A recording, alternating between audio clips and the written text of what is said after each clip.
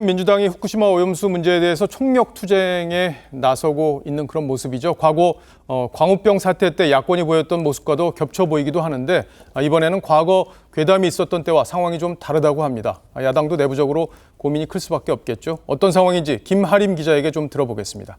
자, 김 기자, 당장은 민주당이 이제 총력 투쟁 기조를 지금 거둬들일 태세는 아닌 것 같아요. 그렇습니다. 당장 내일의 목포에서 이렇게 결의대회가 예정돼 있고요. 예. 이후에 1박 2일 긴급 의총, 이후에도 주말까지 쭉 빽빽하게 오염수 관련 일정이 차 있습니다. 그런데 민주당 내부에서는 또 다른 기류가 좀 나오고 있는데요. 예. 한 민주당 의원은요, 이미 방류된 상황에서 여론전만 한다고 상황이 바뀔지 미지수다. 수산물 위험성 발언도 결국 어민들 반발로 이어질지 우려된다고 했고요. 그리고 또 다른 의원도 오염수 출구 전략을 고민 중이라고 했습니다. 예. 자, 그런데 이제 수산업자도 상당히 많고 유권자고 또 수산물을 파는 자영업자들도 많을 텐데 민주당으로서는 이런 것까지 다 고민을 할 수밖에 없지 않을까 싶어요. 예, 제 옆으로 보이는 이 사진 바로 2008년, 15년 전 광우병 촛불 집회 사진인데요. 예. 좀 어디서 많이 본 것 같지 않으신가요? 최근 상황하고 겹쳐진다는 취지인가요? 예, 다음 사진 보시면 예. 굉장히 비슷한 모습이죠. 이렇게 비슷한데 이 두 집회를 보면요. 이런 집회 형태뿐만 아니라 광우병 국민대책위와 후쿠시마 오염수 저지 공동행동 이 두 단체가 인적 조직 구성이 80% 이상이 일치하는 것으로 드러났습니다. 예.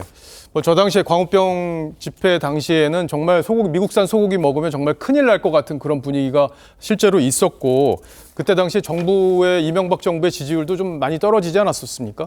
예, 그렇습니다. 그래서 이명박 대통령 때 광우병 사태로 인해서 52%였던 지지율이 21%로 이렇게 반토막이 났었고요. 예, 절반 이하네요. 예, 그렇습니다. 그리고 박근혜 대통령 때도 괴담으로 드러났지만 사드 전자파 논란이 좀 크게 일었었죠. 예. 그때도 40%에서 32%로 거의 10%포인트 가까이가 떨어졌습니다.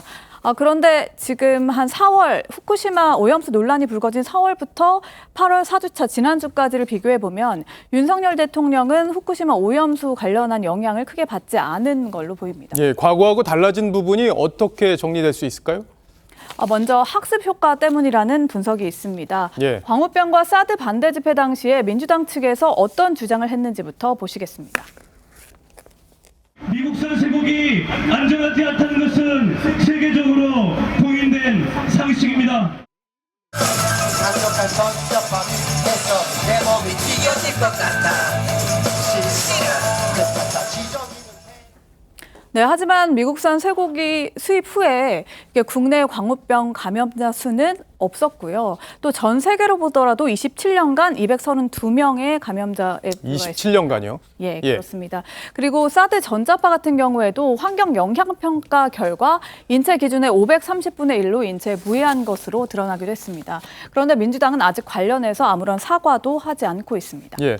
자, 그러니까 결과적으로 보면 당시에 괴담으로 드러났다 이런 학습 효과 때문에 이번에는 국민들이 그렇게 어떤 그 오염수가 우리에게 치명적일 거다라고 주장하는 거에 대해서 공감을 하지 않는다 이런 취지로 볼 수 있겠군요. 그렇습니다. 물론 윤 대통령의 지지율이 앞선 대통령들보다 상대적으로 낮기 때문에 전통적 지지층의 이탈이 적은 것이라는 반론도 있습니다.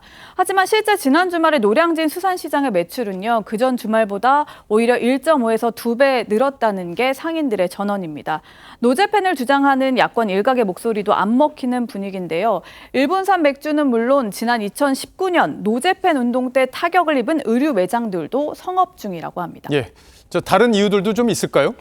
예, 사실 광우병이나 사드 전자파 논란이 있었던 당시만 해도 사전 설득이나 과학적 설명이 좀 부족하다는 지적이 있었는데요. 예. 이번에는 국제기구인 IAEA의 조사 결과가 있었고요. 또 상당수의 원전 전문가들이 또 많은 설명을 하기도 했고 또 마지막으로 광우병 전에 광우병 시위를 주동했던 사람들이 괴담 허구성을 지적하기도 했습니다.